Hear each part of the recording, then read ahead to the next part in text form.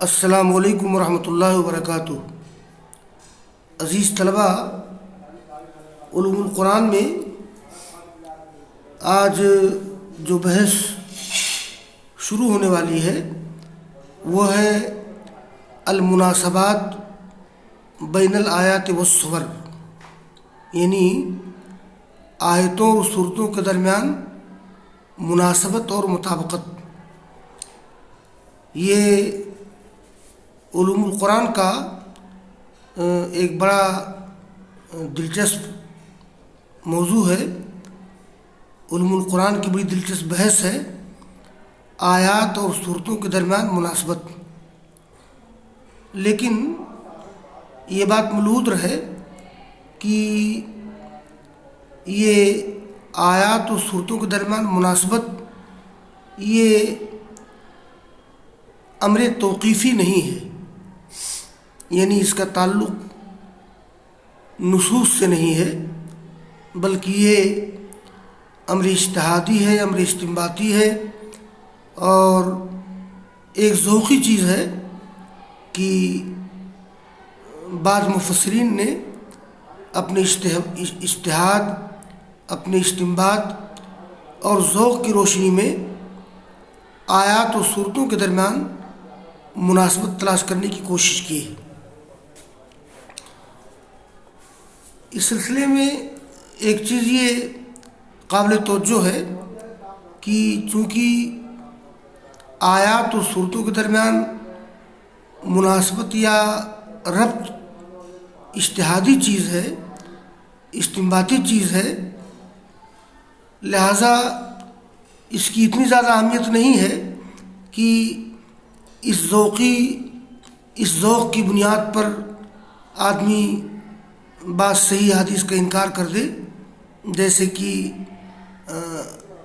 امین ناصر اصلاحی یا حمید الدین فراہی وغیرہ نے کیا ہے۔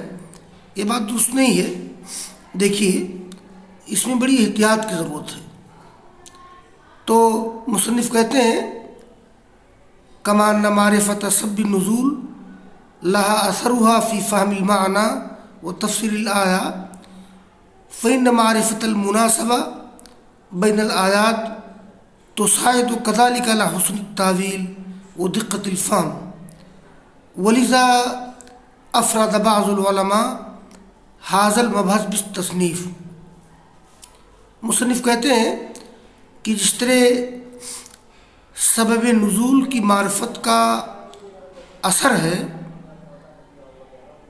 معنی کے سمجھنے میں اور آیت کی تفسیر میں، تو اسی طرح سے آیات کے درمیان مناسبت کی معرفت یہ بھی معاون ہے حسن تعویل کے لیے اور دقت فہم، یعنی فہم کی باریکی کے لیے۔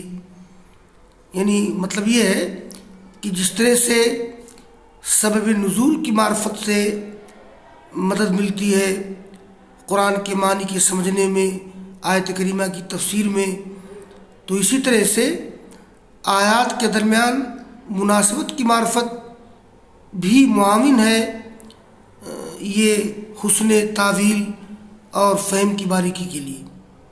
اسی لیے بعض علماء نے اس مبحث پر مستقل تصنیف کی ہے۔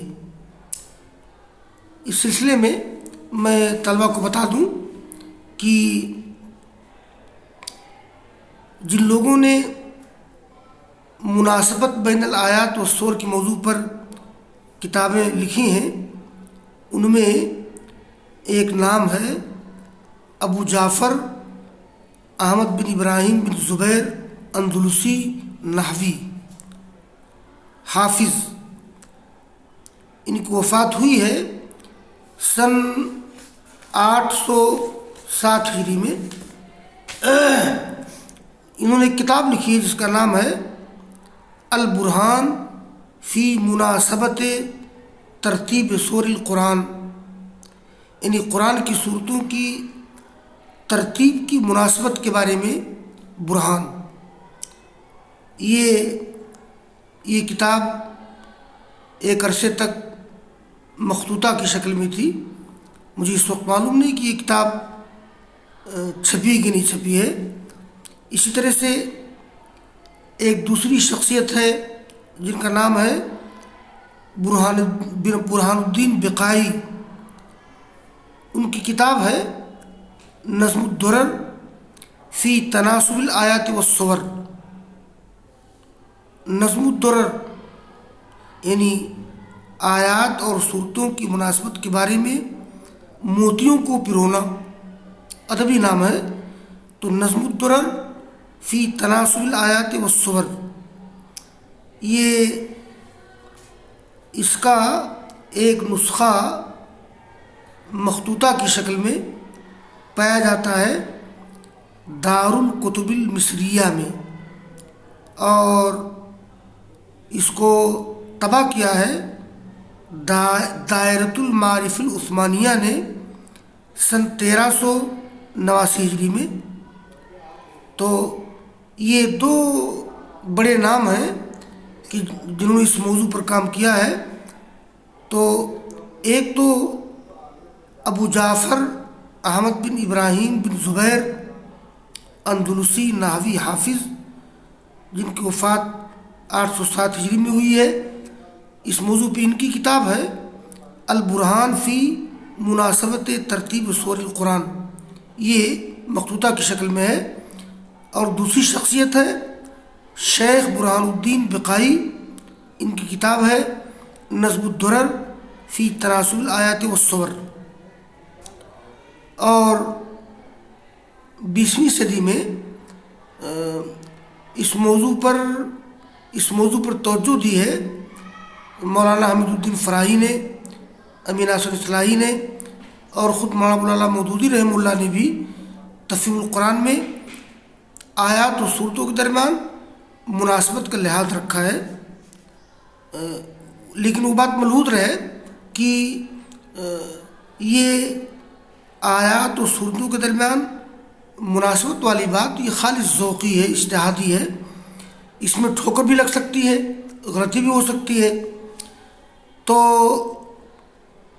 یہ جو مصنف نے کہا ہے وَلِذَا أَفْرَدَ بَعْضُ الْعُلَمَاءِ هَذَا الْمَبْحَثَ بِالتَّصْنِيفِ، اسی لیے بعض علماء نے اس بحث پر مستقل کتاب لکھی ہے. تو اس سلسلے میں ان کا اشارہ یہ انہی دونوں کی طرف ہے، یعنی ابو جعفر احمد بن ابراہیم بن زبیر اندلسی اور دوسری شخصیت برہان الدین بقائی. پہلی شخصیت کی کتاب کا نام ہے البرہان فی مناسبت ترتیب سور القرآن، اور دوسری شخصیت کی کتاب کا نام ہے نظم الدرر فی تناسب الآیات والصور. خیر یہ ایک تمہیدی بحث تھی.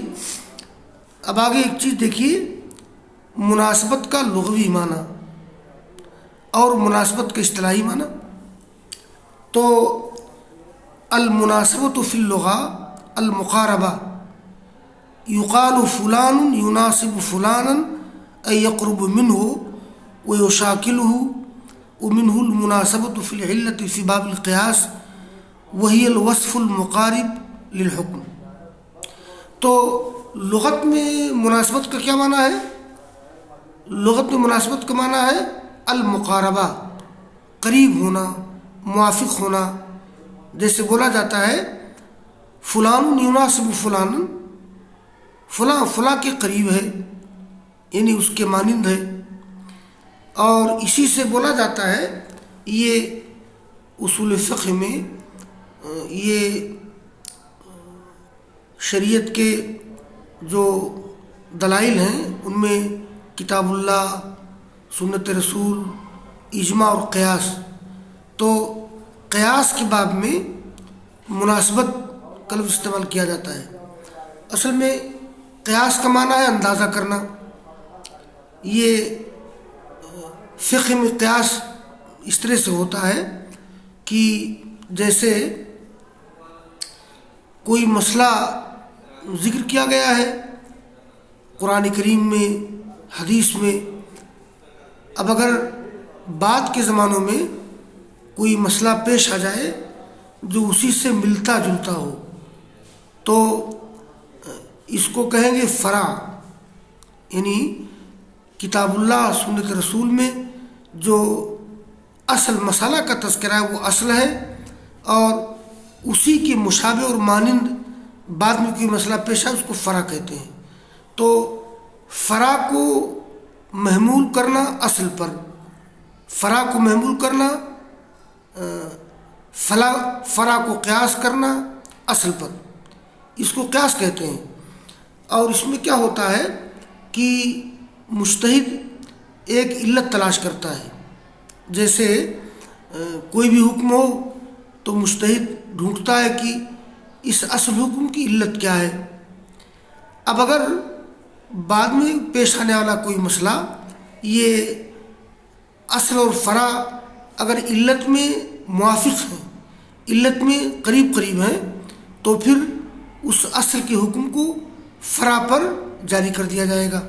تو مصنف کہتے ہیں اسی کے قبیل سے ہے المناسبۃ فی العلہ فی باب القیاس، یعنی قیاس کے باب میں یہ علت میں موافق ہونا، علت میں اصل اور فرع کا قریب ہونا، اس لیے کہ اگر اصل اور فرع یہ اصل میں ایک علت تلاش کی جائے گی تو اصل و فرع میں اگر مناسبت نہیں ہے، علت میں قربت نہیں ہے تو قیاس نہیں کیا جائے گا۔ اب اس میں قیاس کی پھر بڑی قسمیں ہیں، یہاں اس کی ضرورت نہیں ہے۔ تو اسی سے ہے قیاس کے باب میں علت میں مناسبت۔ کیا مطلب؟ علت کسے کہتے ہیں؟ الوصف المقارب للحکم، یعنی حکم کے قریب وصف، وہ وصف جو حکم کے قریب کرنے والا ہو۔ خیر یہ تو لغوی معنی تھا، اصطلاح میں مناسبت کسے کہتے ہیں؟ تو اصطلاح میں المراد بالمناسبت ہونا وجہ الارتباط بین الجملۃ والجملہ فی الآیۃ الواحدہ او بین الآیۃ والآیہ فی الآیات المتعددہ او بین السورۃ والسورہ۔ تو یہاں مناسبت کا مطلب ہے کہ یہ وجہ الارتباط یعنی ربط و تعلق کا سبب، ایک آیت کے دو جملوں کے درمیان یا دو آیتوں کے درمیان، متعدد آیات میں، یا سورہ اور سورت کے درمیان، یعنی یہ کسی ایک آیت کے دو جملوں کے درمیان یا متعدد آیات میں آیتوں کے درمیان یا صورتوں کے درمیان ربط و تعلق کی وجہ کو مناسبت کہا جاتا ہے۔ اور یہ بڑا دقیق فن ہے، مشکل فن ہے، ذوقی فن ہے، سب کے بس کی بات نہیں ہے۔ تو بہرحال یہ مناسبت کی اصطلاحی تعریف ہو گئی۔ اور مصنف کہتے ہیں وَلِمَعْرِفَةِ الْمُنَاسَبَةِ فَائِدَتُهَا، تو مناسبت کا لغوی معنی، مناسبت کا اصطلاحی معنی، اور مناسبت کی معرفت کا فائدہ کیا ہے؟ تو مناسبت کی معرفت کا کیا فائدہ ہے؟ یہ قرآن کریم کے معنی اتساق کے معنی تو مرتب ہونا، قرآن کریم کے معانی کے مرتب ہونے کا ادراک، اور قرآن کی یہ بلاغی قرآن کریم کے اعجاز کو جاننا۔ تو یہ مناسبت کی معرفت کا فائدہ کیا ہے؟ فی ادراک اتساق المعانی و اعجاز القرآن البلاغی و احکام بیانی و انتظام کلامی و رویت اسلوبی۔ مطلب یہ ہے کہ مناسبت کی معرفت کا فائدہ کہاں پہنچتا ہے؟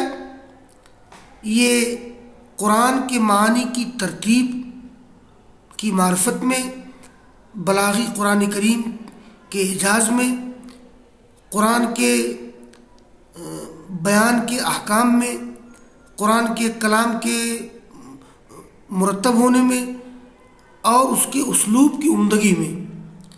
یعنی گویا مناسبت کی معرفت سے آدمی کو پتہ چلتا ہے کہ قرآن کریم کے معنی کس درجہ مرتب ہیں، قرآن کریم کی بلاغت میں اعجاز کیا ہے، قرآن کریم کے بیان کس طرح سے محکم ہے، قرآن کریم کا کلام کس طرح سے مرتب ہے، قرآن کریم کا اسلوب کس طرح سے دلکش اور عمدہ ہے. یہ چیزیں معلوم ہوتی ہیں مناسبت کی معرفت سے. جیسا کہ اللہ نے فرمایا کتاب احکمت آیاتہ ثم فصلت من لدن حکیم خبیر، یہ ایسی کتاب ہے جس کی آیات کو محکم کر دیا گیا ہے، مضبوط کر دیا گیا ہے، مرتب کر دیا گیا ہے، پھر اس کی تفصیل کر دی گئی ہے یہ باخبر حکمت والے کی طرف سے. یہ لدن اور لدا ایک ہی معنی میں ہے. یہ عندہ اور لدن یا لدا میں فرق یہ ہے، جیسے ایک آدمی کی لائبریری میں کتاب ہو، وہ کہہ سکتا ہے عندی کتاب، میرے پاس کتاب موجود ہے. اور اگر کسی کے پاس کتاب اس کے ہاتھ میں ہو تو اس کے لیے بولیں گے لدیہ کتاب. گویا یہ لدا یہ قربت پہ دلالت کرتا ہے اور عندہ میں وہ قربت نہیں ہے. جیسے ایک آدمی کہے کہ عندی روبیۃ، میرے پاس روپیہ ہے، یعنی بینک میں ہے. اور اگر کسی آدمی کے پرس یا جیب میں روپیہ ہوگا تو کیا بولے گا؟ یہ لدیہ روبیۃ، میرے پاس روپیہ میں جیب میں لی ہوئی ہوں. تو یہ لدن یا لدا یہ شدت قربت کو بتاتا ہے اور عندہ میں عموم ہے. تو بہرحال یہ مناسبت کی معرفت کا فائدہ ہے. اور آگے پھر مصنف نے علامہ زرکشی اور قاضی ابو بکر بن عربی کے حوالے سے کچھ باتیں نقل کی ہیں. وآخر دعوانا ان الحمد للہ رب العالمین.